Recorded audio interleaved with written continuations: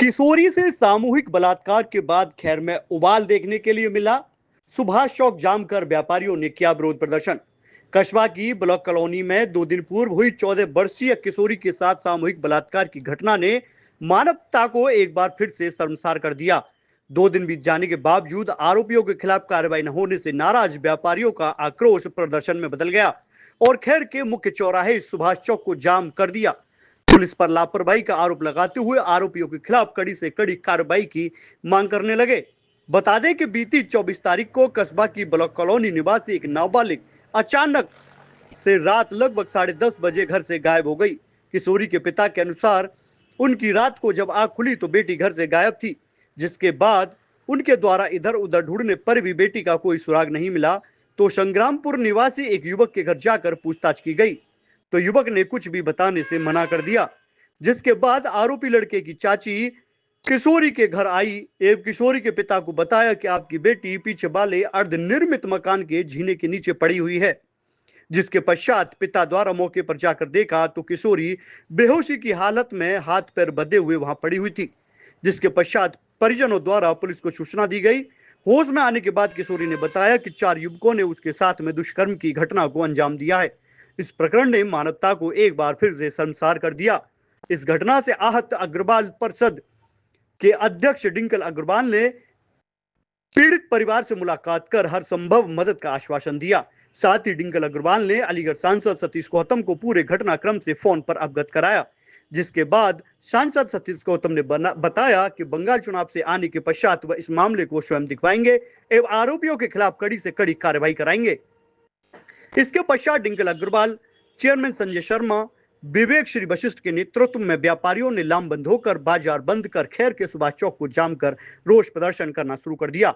इस दौरान खैर विधायक सुरेंद्र दिलेर एवं पूर्व विधायक प्रमोद गौड़ भी मौके पर पहुंच गए।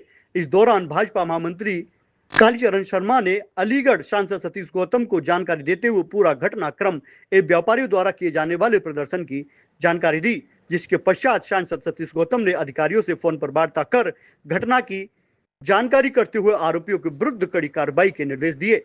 जाम की स्थिति एवं व्यापारियों के प्रदर्शन को देखते हुए मौके पर पुलिस बल के साथ खैर सीओ एवं एसडीएम भी मौके पर पहुंच गए, लेकिन व्यापारियों को समझाने का खासा प्रयास उनका विफल रहा। व्यापारियों द्वारा आरोपियों के विरुद्ध कड़ी कार्रवाई के साथ साथ बुलडोजर कार्रवाई की मांग उठती रही।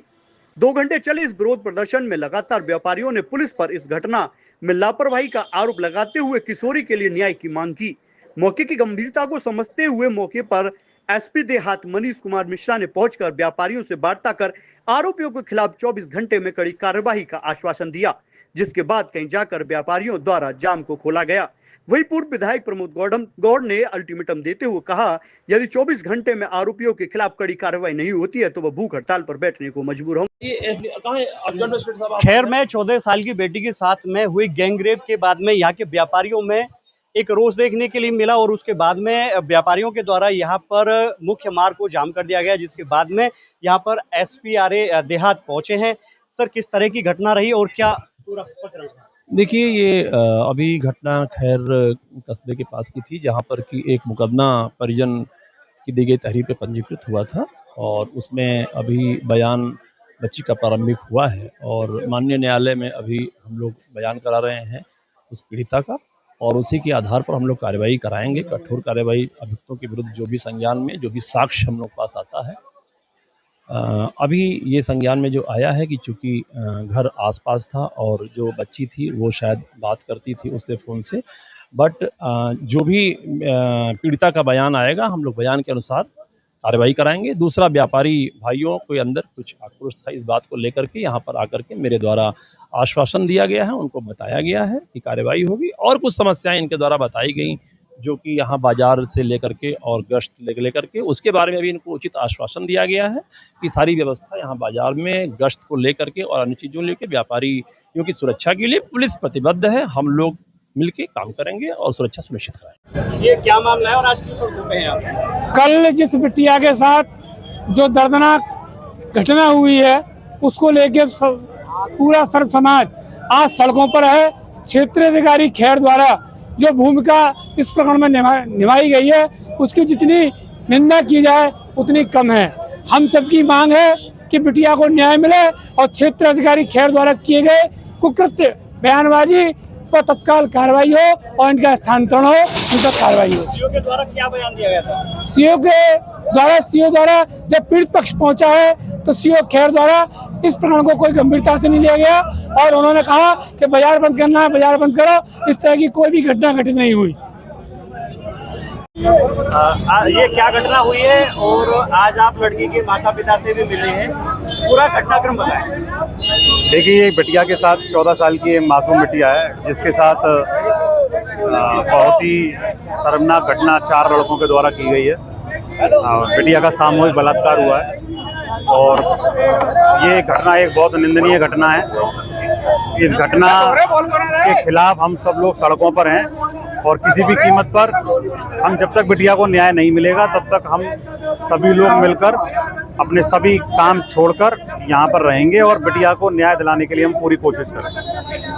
ठीक है, पुलिस प्रशासन इसमें कार्रवाई कर रही है? देखिए, हमें नहीं पता पुलिस प्रशासन क्या कार्रवाई कर रहा है। हम तो ये चाहते हैं जब तक दोषियों को एनकाउंटर ना किया जाए, हाफ एनकाउंटर ना किया जाए और उनके घरों पे बुलडोजर ना चले, हम कार्रवाई को कार्रवाई नहीं मानते।